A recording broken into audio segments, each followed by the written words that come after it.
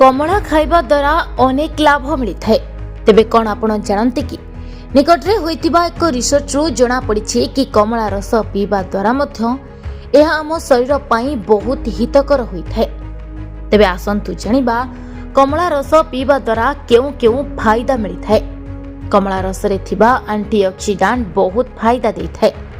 एक अध्ययन अनुसार कमला रस सेवन शरीर में ऑक्सीडेटिव चाप एवं प्रदाहर मात्रा को ह्रास करिपारे। कमला रस रे उपस्थित विटामिन सी कैरोटीनॉइड्स एवं फ्लावोनॉइड्स मुक्त रेडिकल्स को निरपेक्ष करिबारे एवं रोग प्रतिरोधक शक्ति को बढ़ाइबारे सहायता करिଥାଏ। कमला रस मध्य हार्ट पाई बहुत भल। यह हार्ट उपरे प्रभाव पकाई थाए बोली देखा जाइछि।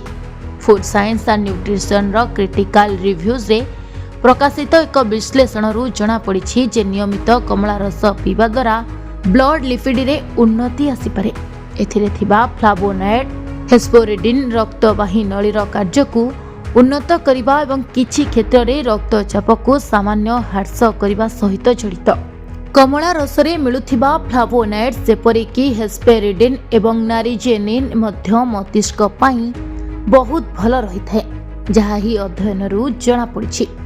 ए गवेषणा रु जना पड़ी जे ही यौगिक गुड़िक मस्तिष्क रे पहुंची रक्त प्रवाह को समर्थन करिपारे, न्यूरोइन्फ्लेमेशन ह्रास करिपारे एवं ऑक्सीडेटिव चापरु कोष गुड़ी को सुरक्षा देबारे भूमिका ग्रहण करिपारे।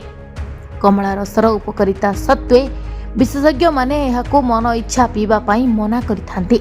यह प्राकृतिक चीनीर एक घनीभूत उत्स एवं एथिरे संपूर्ण फल तुलन में कम फाइबर थाए। विशेषज्ञ चीनी बिना 100% कमला रस बाछिबाकू एवं एहार परिमाण प्राय 120 रु 150 मिली पर्यंत सीमित रखिबाकू परामर्श दियंती। रक्त शर्करा एवं दांत उपरे प्रभाव को कम करिबा पई याकू खाद्य सहित सेवन करिबा भल।